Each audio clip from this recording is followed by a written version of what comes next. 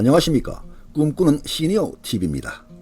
기초수급비는 부양의무자가 없거나 부양의무자가 있어도 부양 능력이 없거나 부양을 받을 수 없는 사람으로서 소득 인정액이 급여 종류별 선정기준 이하인 분에게 지급합니다.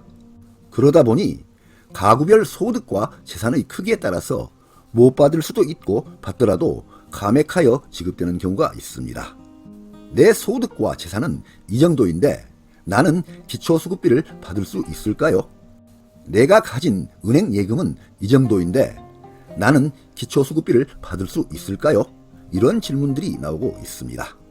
특히 내가 가지고 있는 은행 예금이 얼마 정도나 되면 기초수급자에서 탈락되는지에 대한 질문이 많이 나오고 있습니다.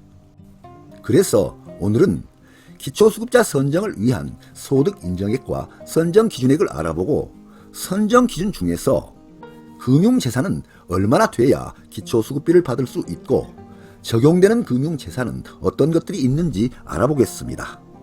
우선 기초수급비 지급 대상자 선정을 위한 기준중위소득 및 소득 인정액 기준을 개괄적으로 살펴보겠습니다. 기준중위소득입니다.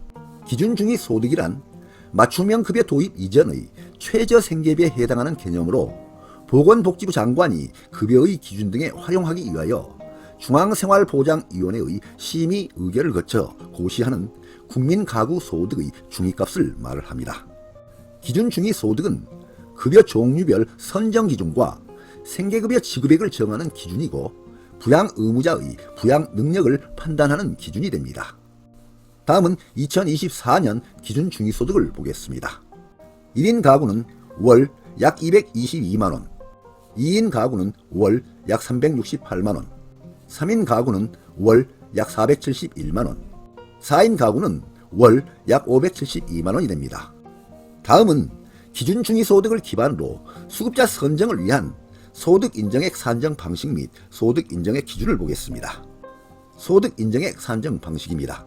소득인정액은 소득평가액과 재산의 소득 환산액을 합하여 산정합니다. 여기서의 소득평가액은 실제 소득에서 가구 특성별 지출 비용을 빼주고 근로소득공제를 해줍니다. 재산의 소득 환산액은 재산에서 기본재산액을 공제해주고 부채액을 공제한 다음에 이 금액에 소득 환산율을 곱하여 산정합니다. 그리고 소득평가액, 재산의 소득 환산액이 마이너스인 경우에는 0원으로 처리합니다. 소득인정액 기준은 가구의 소득인정액을 가구 규모별, 급여 종류별 선정 기준과 비교하여 급여 종류별로 수급자 선정 및 생계급여, 주거급여액을 결정합니다. 다음은 2024년 가구 규모별, 급여 종류별 수급자 선정 기준을 보겠습니다. 1인 가구 기준입니다. 생계급여 선정 기준은 기준중위소득 32% 이하 약 71만원, 의료급여는 기준중위소득 40% 이하 약 89만원, 주거급여는 기준중위소득 48% 이하 약 106만원, 교육급여는 기준중위소득 50% 이하 약 111만원이 됩니다. 그리고 가구 원수가 늘어남에 따라서 금액도 커지는데요. 4인 가구는 생계급여는 약 183만원, 의료급여는 약 229만원, 주거급여는 약 275만원, 교육급여는 약 286만원이 수급자 선정 기준이 됩니다. 그리고 생계급여는 현금으로 지급을 해주고 있는데요. 생계급여 수급자 선정 기준, 기준중위소득 32%는 동시에 생계급여 지급 기준에 해당이 되는 것입니다. 다음은 재산의 소득 환산액을 살펴보겠습니다. 재산의 소득 환산액은 재산의 종류별 가액에서 기본 재산액을 공제를 해주고 부채를 공제해줍니다.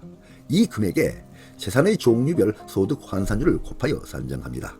그리고 재산의 소득 환산 결과 마이너스 값은 불인정하고 이 경우에는 0원으로 처리됩니다. 기본재산의 공제 내용을 보겠습니다. 보장가구의 기본적 생활 유지에 필요하다고 인정되어 보건복지부 장관이 정하여 고시하는 금액으로 소득 환산에서 제외되는 재산 가액입니다. 적용 금액은 지역별 전세 가격 등의 차이를 감안하되 가구 규모와 관계없이 다음 금액을 적용합니다. 서울은 9,900만원 공제, 경기도는 8,000만원 공제, 광역시, 세종시, 창원시는 7,700만원 공제, 그 외 지역은 5,300만원을 공제해줍니다. 다음은 기본 재산의 공제 방식입니다. 주거용 재산, 일반 재산, 금융재산의 순서로 공제합니다. 공제 결과 기본 재산액이 남는 경우에도 수급자는 100% 재산의 소득 환산율이 적용되는 자동차의 가액에서는 공제하지 않습니다. 다음 그림을 보겠습니다. 수급자 재산인 일반 재산, 금융재산 등이 앞에서 말씀드린 기본 재산액보다 작은 경우에는 재산이 없는 것으로 산정이 됩니다. 이 경우 재산이 적어서 재산 선정 기준에서 통과되어 기초수급비 수급 자격이 유지되는 것입니다. 다음은 재산의 종류별 소득 환산율을 보겠습니다.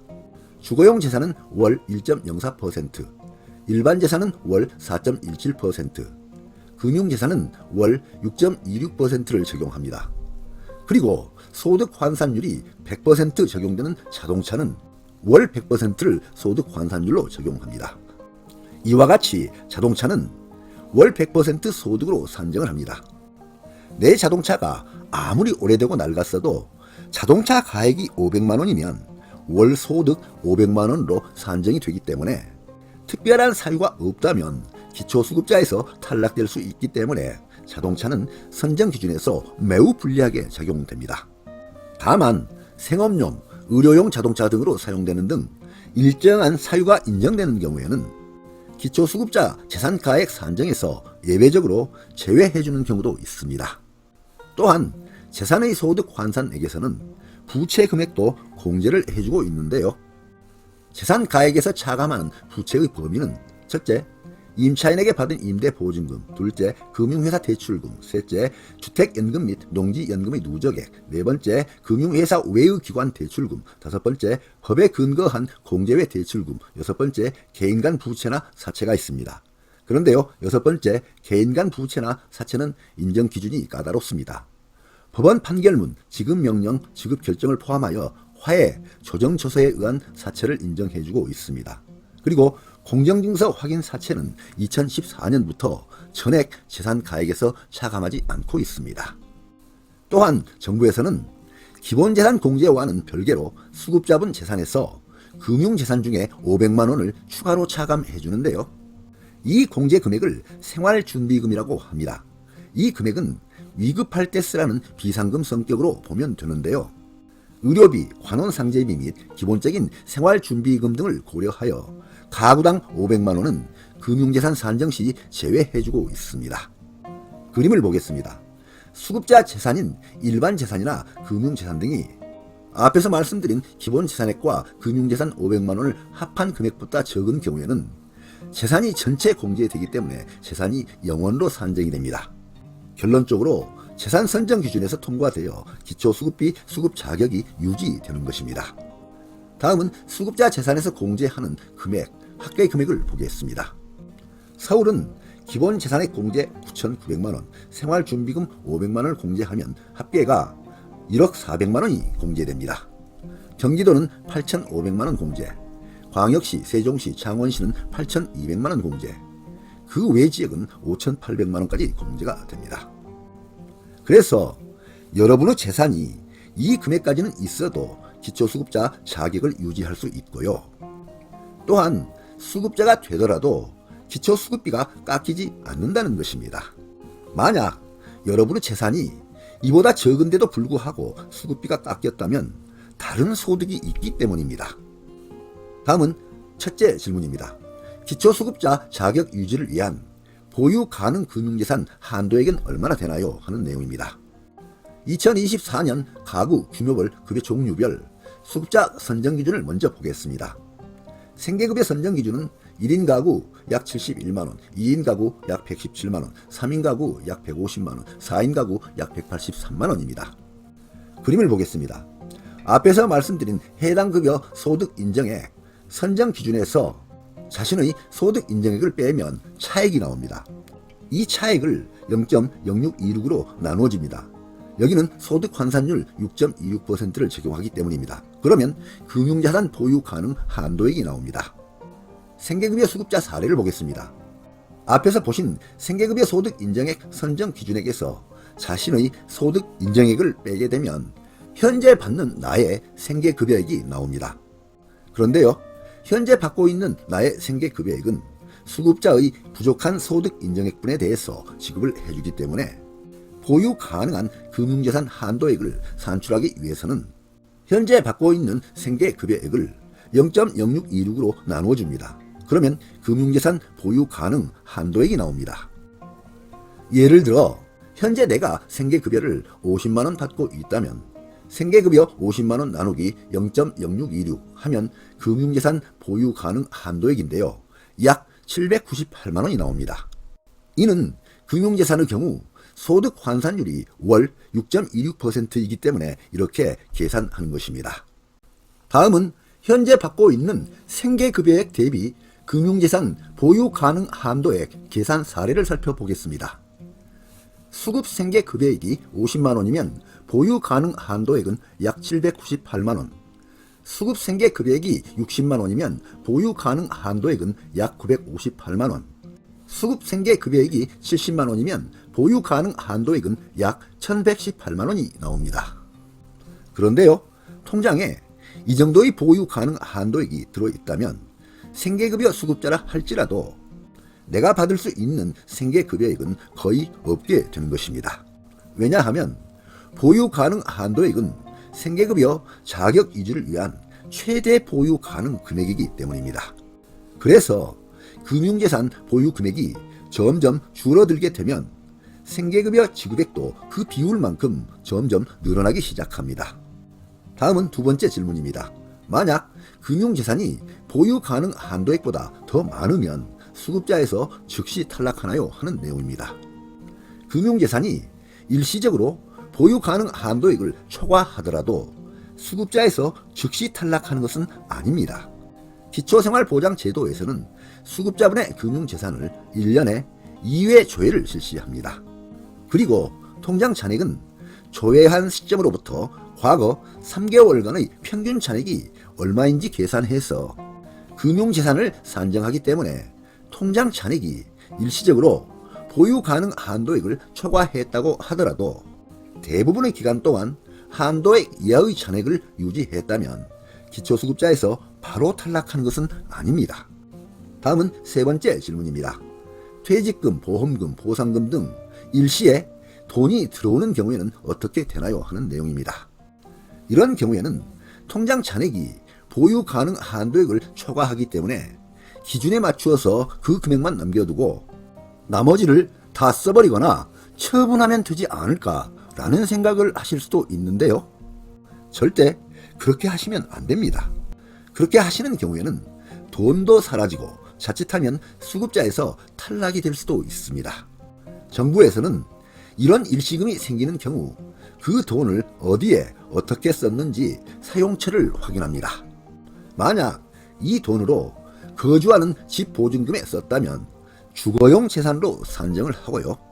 은행에 적금으로 가지고 있다면 본인의 금융재산으로 산정을 하게 됩니다. 그리고 의료비, 장제비, 혼례비, 교육비 등으로 사용했다면 그것을 참작하여 반영을 해줍니다. 만약 이런 경우가 아니라면 자연적 소비 금액으로 반영하여 재산 산정 시 처리를 하게 되는데요. 기준 중위소득의 50% 금액만큼 일상생활에 사용했다고 보고 매월 그 금액만큼만 재산에서 차감해 줍니다. 그리고 차감 후 남아있는 금액은 차감이 끝날 때까지 일시금의 남은 금액을 가지고 있는 것으로 산정합니다. 다음은 네 번째 질문입니다. 기초수급자 소득인정액 산정 시 어떤 금융재산이 포함되나요? 하는 내용입니다. 기초수급자 심사 금융재산의 종류입니다. 첫째, 요구불 예금은 3개월 이내 평균 잔액 및 입금액 총액을 반영합니다. 요구불 예금은 월급 통장으로 쓰거나 자유로운 입출금 거래가 가능한 예금인데요. 보통예금, 저축예금, 자유저축예금 등이 있습니다. 두 번째, 저축성 예금은 잔액 또는 총 납입액을 반영합니다. 목돈을 은행에 예치시켜 이자를 받는 정기예금, 목돈을 마련하기 위해 정기적으로 들어가는 정기적금, 정기저축 등이 있습니다. 세 번째, 주식, 수익증권, 출자금, 부동산 신탁, 출자 지분, 펀드, 양도성 예금 증서, 예수금, 선물 옵션은 최종 시세가액을 반영합니다. 네 번째, 채권, 어음, 수표, 채무증서, 신주 인수권 증서는 액면가액을 반영합니다. 다섯 번째, 연금저축은 정기적으로 지급되는 금액 또는 최종 잔액을 반영합니다. 여섯 번째, 보험증권은 해약하는 경우에 지급받게 될 환급금 또는 최근 1년 이내에 지급된 보험금을 기준으로 반영합니다. 일곱 번째, 연금보험은 해약하는 경우에 지급받게 될 환급금 또는 정기적으로 지급되는 금액을 반영합니다. 다음은 보험증권 계산 시 유의사항입니다. 금융재산은 예금주 명의 재산으로 적용함을 원칙으로 하고 있습니다. 그래서 보험계약자가 본인, 수익자가 본인일 때는 본인 금융재산으로 반영을 하고, 보험계약자가 본인, 수익자가 자녀일 때도 본인 금융재산으로 반영한다는 것 참고하시기 바랍니다. 오늘은 기초생활수급자 소득인정액에 반영되는 금융재산의 종류와 범위를 중심으로 설명을 드렸는데요. 이런 기본적인 내용을 참고하셔서 기초수급비 신청하고 받으시는데 잘 활용하시기 바랍니다. 네, 오늘 동영상 주제는 기초수급자 선정 시 소득인정액 및 선정 기준이었습니다. 많은 도움이 되시길 바랍니다. 끝까지 경청해 주셔서 감사드립니다.